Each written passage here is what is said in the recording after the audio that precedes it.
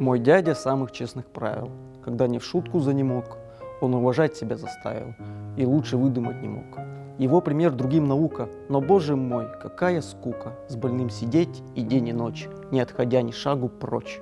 Какое низкое коварство полуживого забавлять, ему подушку поправлять, печально подносить лекарства, вздыхать и думать про себя. Когда же черт возьмет тебя? Так думал молодой повеса, летя в пыли на почтовых, Всевышней волею Зевеса, наследник всех своих родных. Друзья Людмилы и Руслана, с героем моего романа. Без предисловий сей же час позвольте познакомить вас. Онегин, добрый мой приятель, родился на берегах Невы, где, может быть, родились вы или блистали, мой читатель. Там некогда гулял и я, но вреден север для меня. Всего, что знал еще Евгений, пересказать мне не досуг. Но в чем он истинный был гений, что знал он тверже всех наук, что было для него из влада и труд, и мука, и отрада, что занимала целый день его тоскующую лень. Была наука страсти нежной, которую воспел Назон, за что страдальцам кончил он, свой век блестящий и мятежный, в Молдавии, в глуши степей, вдали Италии своей. Как он умел казаться новым, шутя невинность изумлять, пугать отчаянием готовым, приятной лестью забавлять, ловить минуты умиления, невинных лет предубеждения, умом и страстью побеждать, невольной лаской ожидать, молить и требовать признания, подслушать сердце первый звук, преследовать любовь и вдруг добиться тайного свидания и после ей наедине давать уроки в тишине. Недуг которого причину давно бы отыскать пора, подобный английскому сплину, короче, русская хандра. Им овладела понемногу, он застрелиться, слава богу, попробовать не захотел, но к жизни вовсе охладел. Как Чайлд Геральт угрюмый, томный, в гостиных появлялся он. Ни сплетни света, ни бостон, ни милый взгляд, ни вздох нескромный, ничто не трогало его. Не замечал он ничего. Вдруг получил он в самом деле от управителя доклад, что дядя при смерти в постели, и с ним проститься был бы рад. Прочтя печальное послание, Евгений тотчас на свидание стремглав по почте поскакал и уж заранее зевал, приготовляясь денег ради на вздохи, скуку и обман. Но прилетев в деревню дяди, его нашел уж на столе, как дань, готовую земле. Деревня, где скучал Евгений, была прелестный уголок. Там вдруг невинных наслаждений благословить бы небо мог. Господский дом уединенный, горой от ветров огражденный, стоял над речкою вдали, пред ним пестрели и цвели луга и нивы золотые, мелькали селы здесь и там, стада бродили по лугам, и сени расширял густые, огромный запущенный сад, приют задумчивых дриад. И так она звалась Татьяной. Ни красотой сестры своей, ни свежестью ее румяной не привлекла бы она очей. Дика, печально молчалива, как лань лесная боязлива, она в семье своей родной казалась девочкой чужой. Она ласкаться не умела к отцу, ни к матери своей. Дитя сама в толпе детей играть и прыгать не хотела. И часто целый день одна сидела молча у окна. И дождалась. Открылись очи. Она сказала: это он. Увы, теперь и дни, и ночи, и жаркий одинокий сон. Все полно им, все деве милой, без умолку волшебной силой твердит о нем. Докучны ей и звуки ласковых речей, и взор заботливой прислуги в уныние погружена, гостей не слушает она. Я к вам пишу, чего же более, что я могу еще сказать? Теперь я знаю вашей воли меня презрением наказать. Но вы к моей несчастной доле, хоть каплю жалости храня, вы не оставите меня. Сначала я молчать хотела, поверьте моего стыда. Вы не узнали б никогда, когда б надежду я имела, хоть редко, хоть в неделю раз в деревне нашей видеть вас, чтоб только слышать ваши речи, вам слово молвить и потом все думать, думать об одном, и день, и ночь до новой встречи. Но, говорят, вы нелюдим, в глуши, в деревне все вам скучно, а мы, ничем мы не блестим, хоть вам и рады простодушно. Зачем вы посетили нас? В глуши забытого селения я никогда не знала б вас, не знала б горького мучения, души неопытной волнения. Смирив со временем, как знать, по сердцу я нашла бы друга, была бы верная супруга и добродетельная мать. Другой. Нет, никому на свете не отдала бы сердце я, то в вышнем суждено совете, то воля неба, я твоя. Вся жизнь моя была залогом свидания верного с тобой. Я знаю, ты мне послан Богом, до гроба ты хранитель мой. Ты в сновидениях мне являлся, незримый ты мне был уж мил. Твой чудный взгляд меня томил, в душе твой голос раздавался давно. Нет, это был не сон, ты чуть вошел, я вмиг узнала, вся обомлела, запылала и в мыслях молвила: вот он. Не правда ли? Я тебя слыхала, ты говорил со мной в тиши, когда я бедным помогала или молитвой услаждала тоску волнуемой души.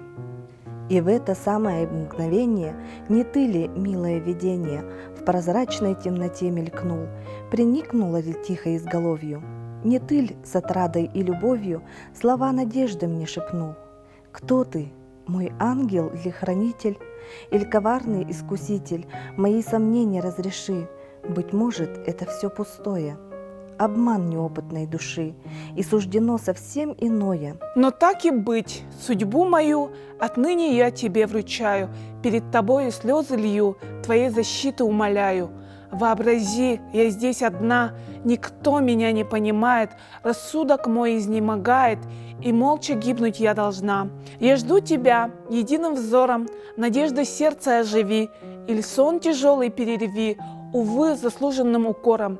Кончаю, страшно перечесть, стыдом и страхом замираю, но мне порукой ваша честь, и смело ей себя вверяю. Мечтам и годам нет возврата, не обновлю души моей.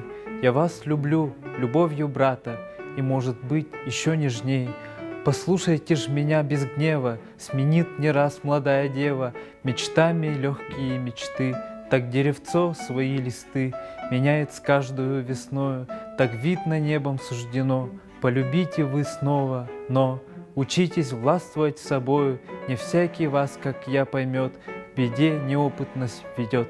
Предметов став суждений шумных, несносно, согласитесь в том, между людей благоразумных прослыть притворным чудаком, или печальным сумасбродом, или сатаническим уродом, или даже демоном моим. Онегин, вновь займусь им, убив на поединке друга, дожив без цели, без трудов, до 26 годов, томясь в бездействии досуга, без службы, без жены, без дел, ничем заняться не умел. Им овладело беспокойство, охота к перемене мест, весьма мучительные свойства немногих добровольный крест. Оставил он свое селение, лесов и нив уединение, где окровавленная тень ему являлась каждый день. И начал странствие без цели, доступное чувству одному.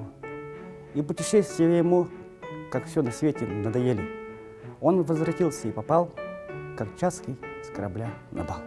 Но мой Онегин вечер целый Татьяной занят был одной, не этой девочкой несмелой, влюбленной, бедной и простой, но равнодушную княгиней, но неприступную богиней, роскошной, царственной Невы.